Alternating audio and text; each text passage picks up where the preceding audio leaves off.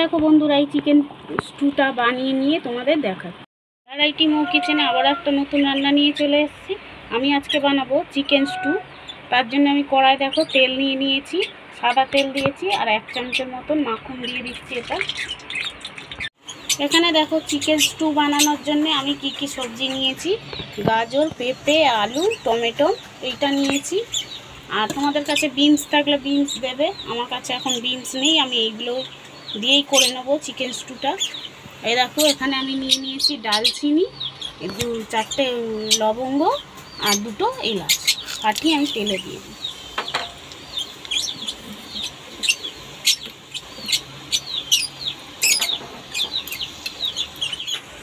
এখানে দেখো আমি 5টা রসুনের কোয়া আমি দিয়ে দিই।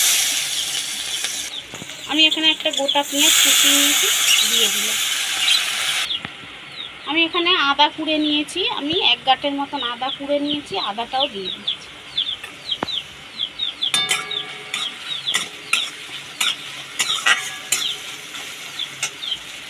এখানে দেখো এই যে সবজিগুলো আছে, পেঁপে, আলু আর গাজর, আমি এগুলো দিয়ে দিচ্ছি।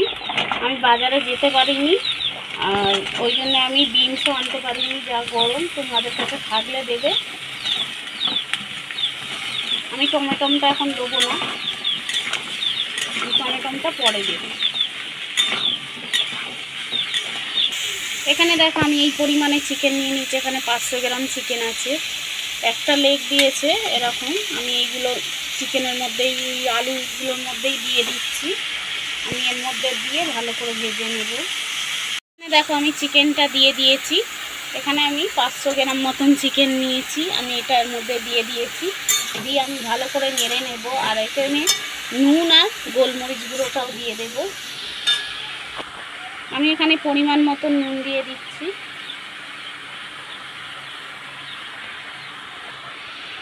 আমি এখানে দেখো গোলমরিচের গুঁড়ো দিয়ে দিচ্ছি।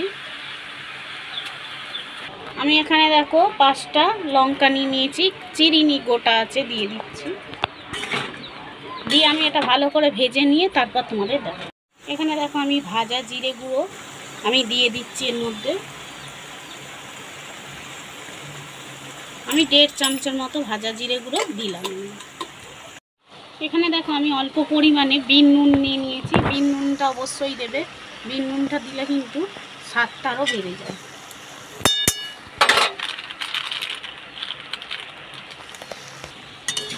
এখানে দেখো আলুটা আর মাংসটা আমি ভালো করে ভেজে নিয়েছি, একটু ভাজা ভাজা, একদম বেশি ভাজা করলে কিন্তু এটা স্টুটা তাহলে আর হবে না, তাহলে অন্যরকম ভাজা হয়ে যাবে। আমি কিন্তু অল্প হালকা ভেজে নিয়েছি, নিয়ে এবার আমি জল দিয়ে দেবো। এখানে দেখো আমি টমেটোটা দিয়ে দিচ্ছি। এখানে দেখো বন্ধুরা আমি জল দিয়ে দিচ্ছি। তোমরা যে পরিমাণে ঝোল রাখতে চাও স্টুয়ের, তা সেই পরিমাণে তোমরা জল দেবে, যেহেতু জিনিসটাও তো সিদ্ধ হওয়ার ব্যাপার আছে। আমি এখানে কিন্তু পুরো 1 লিটার জল দিয়ে দিয়েছি।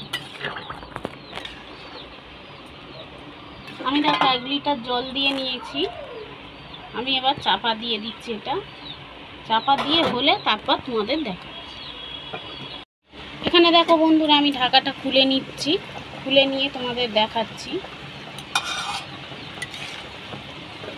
দেখো সব কিছু সবজি ফুটে উঠেছে। আর দেখো আমি দেখিয়ে দিচ্ছি, দেখো গাজর সিদ্ধ হয়ে গেছে, দেখো আলুও সিদ্ধ হয়ে গেছে, আমি দেখিয়ে দিচ্ছি। দেখো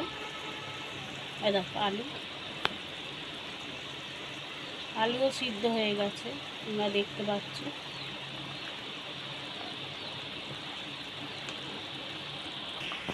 দেখো বন্ধুরা আলুটাও সিদ্ধ হয়ে গেছে, দেখো আমি কেটে দেখাচ্ছি। দেখো ভালো মতো সিদ্ধ হয়ে গেছে। আর পেঁপে তো আগেই সিদ্ধ হয়ে গেছে, যেহেতু পেঁপে তো সব থেকে নরম হয়। দেখো পেঁপেটাও সিদ্ধ হয়ে গেছে, আলু গাজর সবই সিদ্ধ হয়ে গেছে। স্যুপটা মোটামুটি তৈরি হয়ে গেছে, তোমরা দেখতে পাচ্ছ। গরমে কিন্তু এইরকমভাবে তোমরা তেল মশলা না খেয়ে তোমরা কিন্তু এরকমভাবে, যারা খেতে পারছো না তারা কিন্তু এরকম 1 বাটি যদি স্যুপ খাও তাতেও পেট ভর্তি যাবে। এটা কিন্তু স্বাস্থ্যকরই খাবার। আর এখানে দেখো আমি অল্প একটু গরম মশলাটা দিচ্ছি। গরম মশলাটা অবশ্যই দেবে, যেহেতু চিকেন আছে ওই জন্যে গরম মশলাটা দিলে খেতে আর একটু স্টুটা খেতে ভালো হবে। আর আমি একটু নামাবার আগে গোলমরিচের গুঁড়ো আমি আর একটু দিয়ে দিচ্ছি, দেখো আমি দেখিয়ে দিচ্ছি, দেখো একটুখানি দিলাম।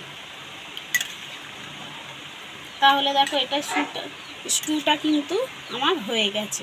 আমি আর একটু ফুটিয়ে নামিয়ে নেব।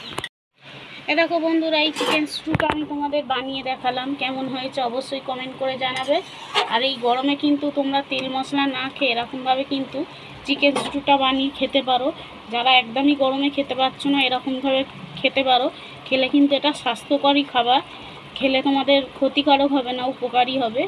আর যদি এই রেসিপিটা ভালো লেগে থাকে তাহলে লাইক, কমেন্ট, শেয়ার, সাবস্ক্রাইব করে দিও। তোমরা সকলে সুস্থ থাকবে, ভালো থাকবে। আবারও একটা নতুন রেসিপি নিয়ে চলে আসবো। আজকের মতো টাটা।